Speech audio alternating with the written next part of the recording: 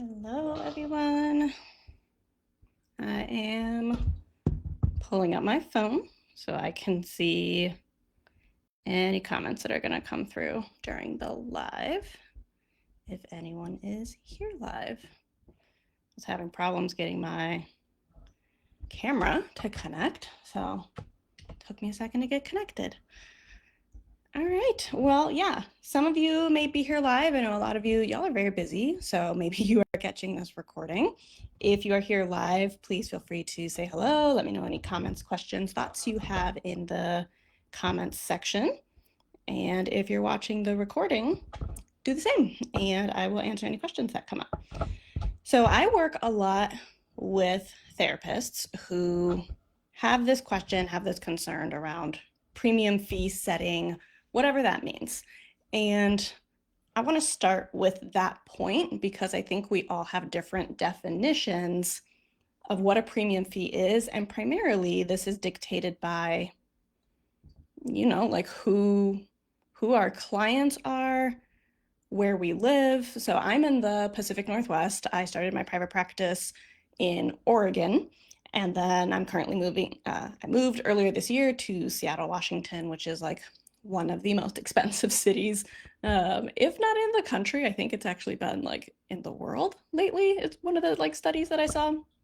So depending on if you have like higher cost of living, depending on if you live in an area where, the median income is generally higher, obviously premium fees is going to mean something different for you.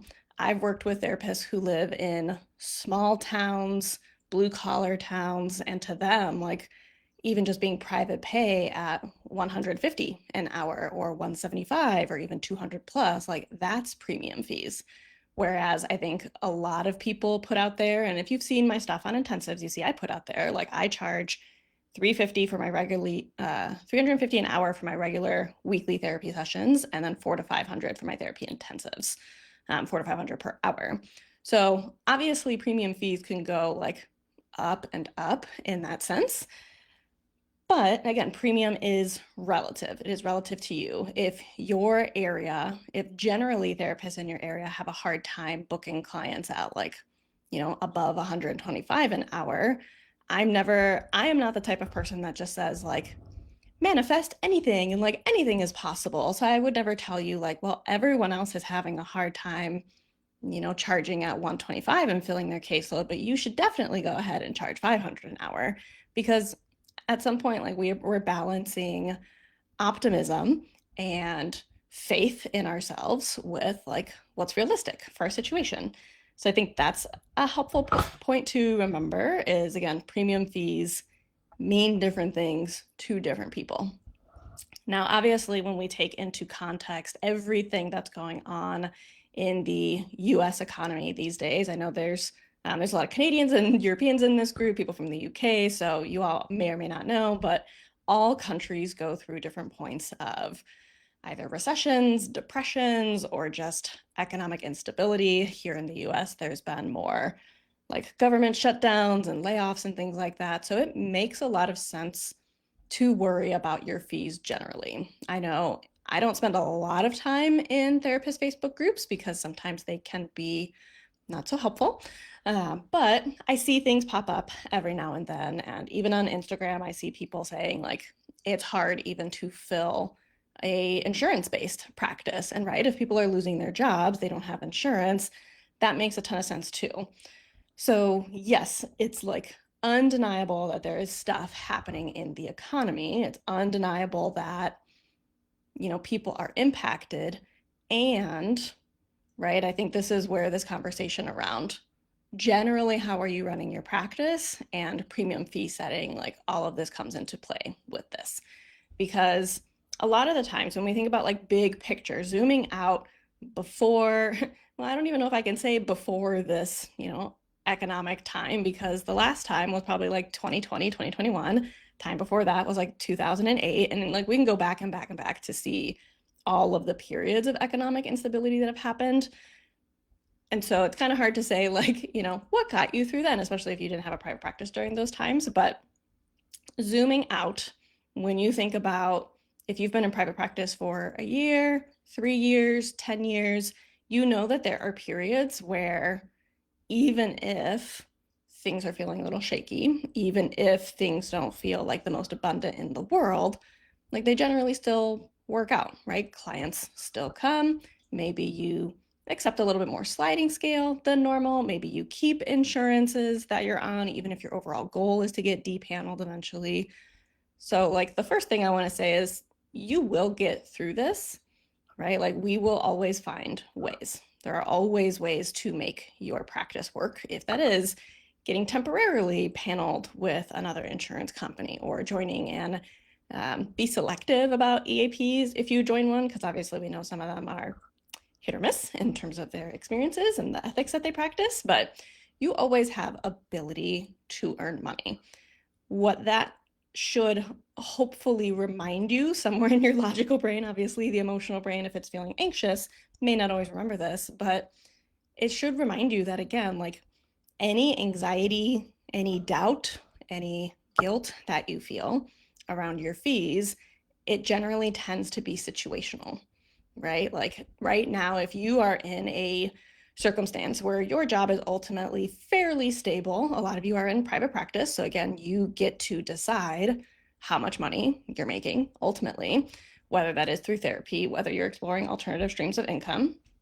But you are in a lot of control over your financial situation, even if it doesn't always feel like it, which means you have choices in how you kind of navigate through periods of economic instability and uncertainty. So again, you can decide, let me temporarily lower my fees. You can decide insurance panel, EAP, completely different side job. I know some people who are like, I'm not going to work at Target for a little bit. I'm going to work at Starbucks for a little bit. I'm going to do some babysitting or dog sitting on the side. Like, you have other options of ways to make money too. But that to be said, right? Like, backups are helpful. We know that from like a trauma-informed perspective. I've seen this in like DBT and CBT skills. Like, it is helpful to know that there is always a backup plan, right? But it's a backup plan, right? And sometimes we have to do our backup plans. We have to do our emergency plans in the cases of emergency when things aren't working out. But that does not mean the overall plan of what I want my practice to look like, what fees I want to set, am I in network or out of network? That doesn't mean those things can't happen just because right now feels uncertain, right? It just means sometimes we have to think about the difference between like a right now decision and a long-term decision. Like, my long-term decision might be, here's where I want to go with my rate, where I'm licensed, how I provide services. But right now, if I'm worried about current financial circumstances, I can do something different. But here's the additional lens I want to add on to that. Like, that is obviously a privilege in and of itself, because what you cannot do is, let's say, like, for like an easy number, let's just say you need to be making $100 per hour to pay your bills, to pay your rent or mortgage, to do all the things you need to do to financially survive too. And not just thrive, like y'all deserve to thrive, but I know we're all thinking about surviving right now. So let's say that's all you needed. You needed 100 an hour. So what you cannot do is offer everyone a sliding scale at $50 an hour, right? Because what happens to you, right? That doesn't feel good either. It doesn't feel good. And I guarantee you, there have been times I've felt this when I've done sliding scale for people. Like, it doesn't feel good to sit in a therapy session where you're then hearing them talk about the other things they're spending money on. So, not to say like don't give sliding scale, but I'm saying when we think about the big picture of your practice and where you are financially, it has to overall be in alignment with what you need.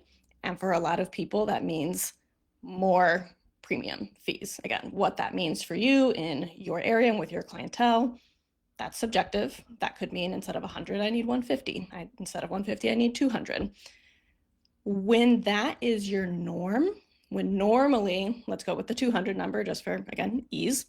If normally most of your clients come into you at 200 an hour, that then means when there's periods of economic instability or uncertainty, your needs are well taken care of, you're doing great, you actually have capacity and ability to offer more sliding scale than normal, and you're still okay, right? Because that difference between like, I'm offering everyone's at 100, but I'm offering everyone 50, to everyone's at 200, and I'm offering some people 150, some people 100, maybe a couple people like 50. That gives you a lot more choice already. And that actually helps you become more accessible because you're not burning yourself out. You're not having, the opposite of guilt is like the resentment side, right? Like if we are resentful of our clients, if we're feeling like, oh, I don't even want to sign on for this session that I'm doing pro bono. Like I know that I did it, but I'm just so exhausted. It's my 8th session of the day. Like those kind of things do happen. Countertransference is very, very real in our therapeutic relationship. And so when you think about big picture, where is my practice? What fee do I want to set?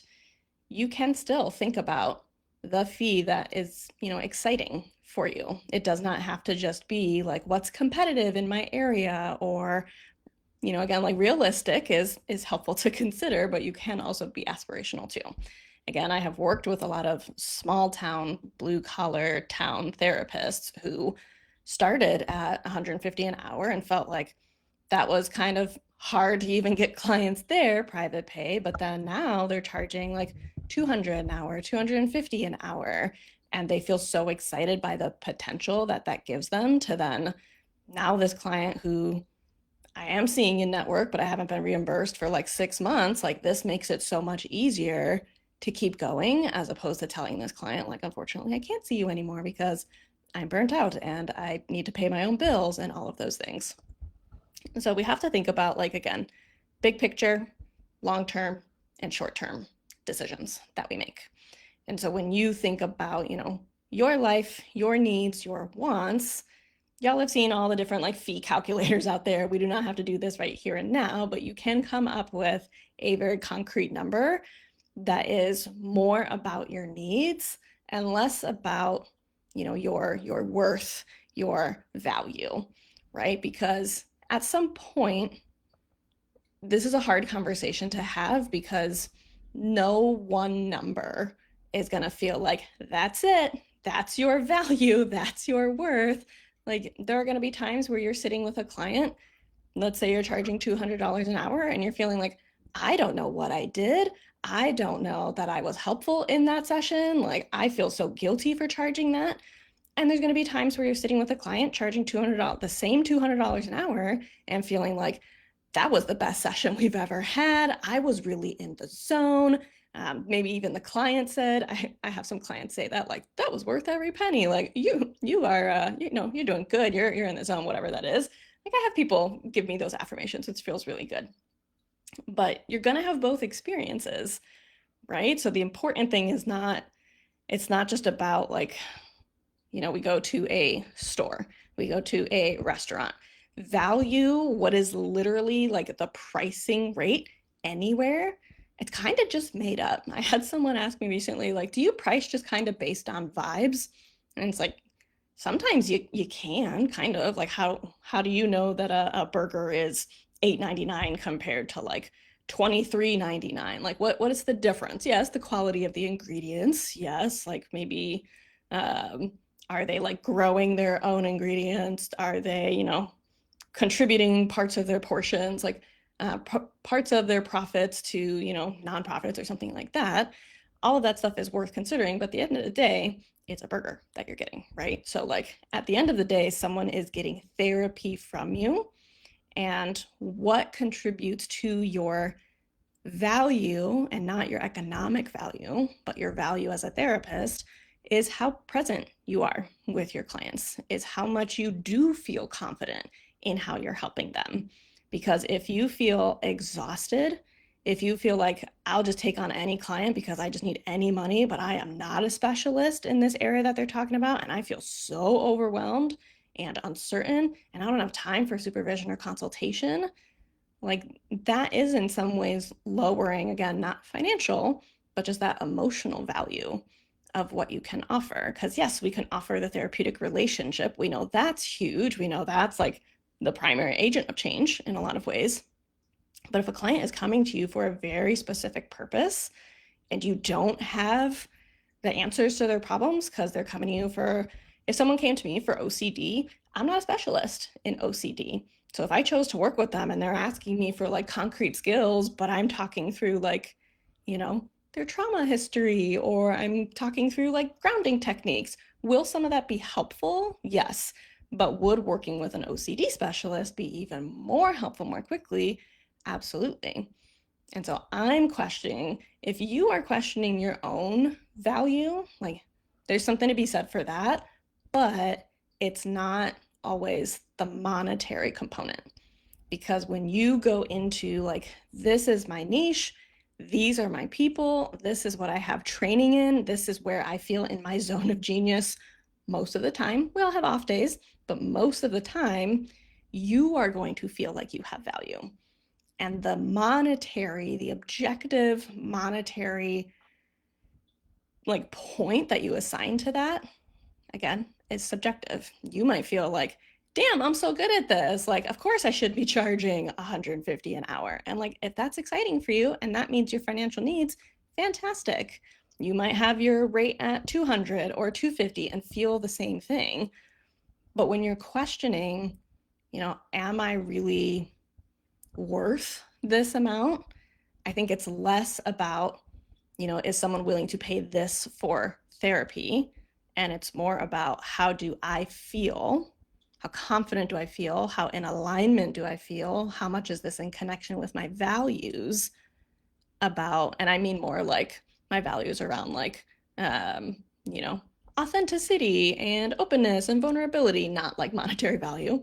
But if like those criteria are checked, then again, the number that you set your rate as, at some point then it's just a matter of seeing like which clients will pay that, because there are always going to be clients who are looking for the cheapest therapy, right? And that's okay, right? Like I've been there. I've been looking for like, oh, I would love a therapist with like this specialty or this training, but like, as a grad student, as someone fresh out of graduate school, like I couldn't afford to pay someone out of pocket. And I have never had good out-of-network benefits. I've always had Kaiser for the most part, or other plans where like my deductible was just ridiculous and my reimbursement would have been super low. So like it's never been an option for me to actually pay out of pocket until I went into private practice, when again, I was in more control around my fees and my financial situation.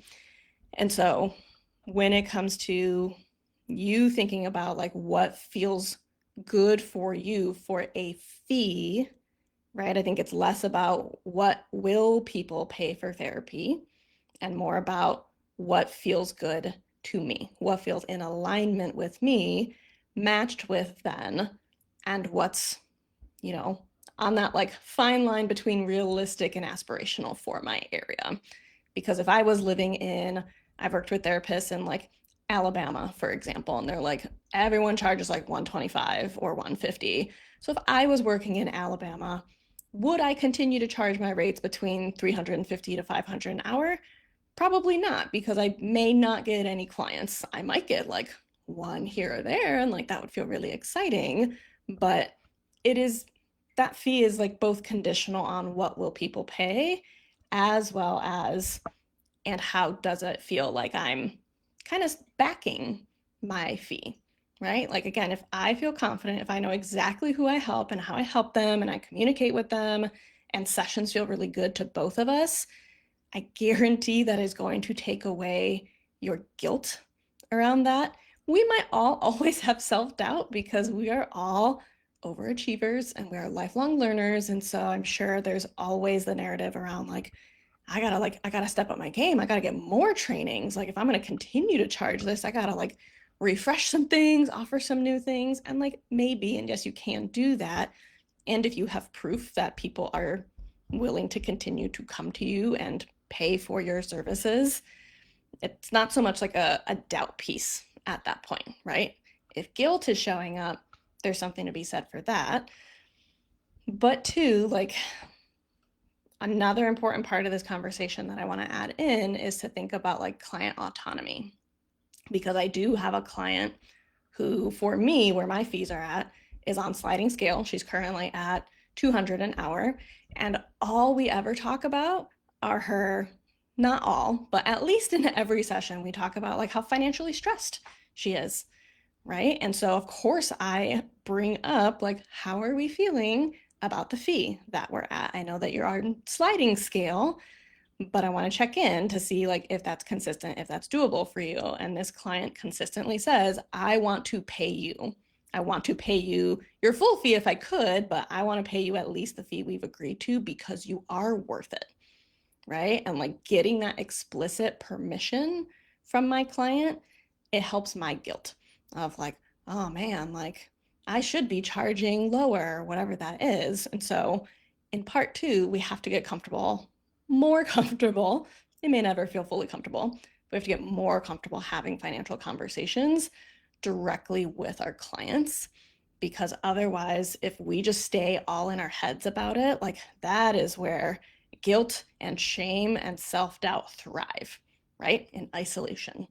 And so obviously, yes, get support from peers, get support from supervisors, coaches, whoever it is that you work with, but also talk with your clients about this, right? Do they see value in what you're offering? Do they have any anger or resentment about their fees? Like, it may feel like that is, oh, but we're talking about like relationships, but we're talking about work. It might seem like it's irrelevant. I guarantee you it is relevant, right? Like, what does taking care of themselves mean? How do they feel about paying someone to take care of themselves? What's it like to pay someone out of pocket, potentially, or out of network, and sometimes feel stuck in therapy, right? Like those are therapeutic conversations because money impacts the therapeutic relationship too. But again, my primary points and takeaways is premium fees, they're very, very subjective. For you, that might be just out of pocket, right? Out of pocket, the equivalent of what you're getting reimbursed by any insurance panels that you're on. That could be $200. That can be upwards of $300, $400 plus dollars. Premium fees are subjective and they are based, of course, on where you live, the cost of living, and average income.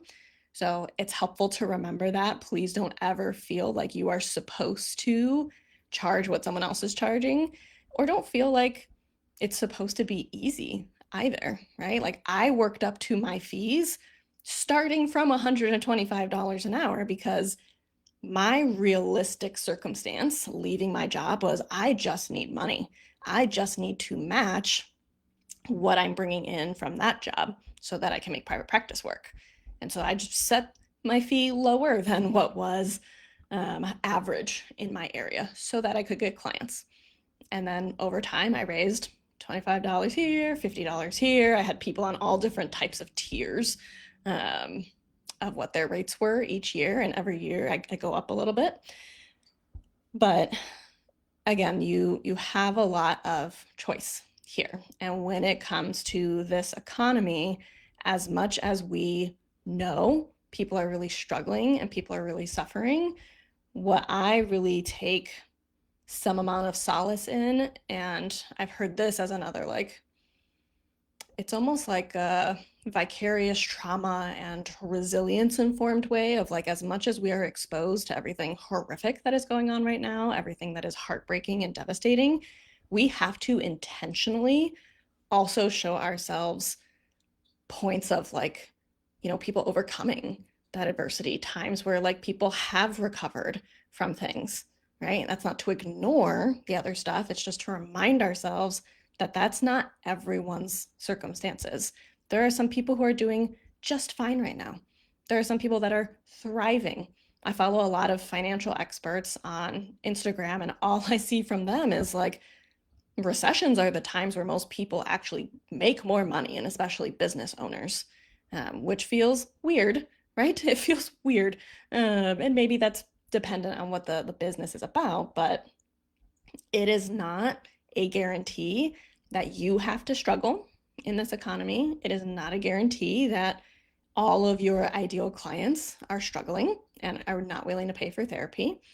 But if you remember, generally big picture and long term, what's the fee I need? How do I want to run my practice so that I can ultimately recession proof my practice in the future if you remember that one goalpost, as well as then, and if I need to make short-term decisions to support my financial goals, like it's gonna feel balanced with time, because we all have to make some short-term decisions sometimes. It doesn't mean you're stuck in that forever. If you do choose again to lower your rate, get on an insurance panel, EAP, whatever that is. And then when it comes to the self-doubt and the guilt that we might have, again, ask yourself those questions around, how do I feel I'm showing up? Do I feel like I'm, in my zone? Do I feel like I'm doing good work? And then consider having some conversations with your clients about it.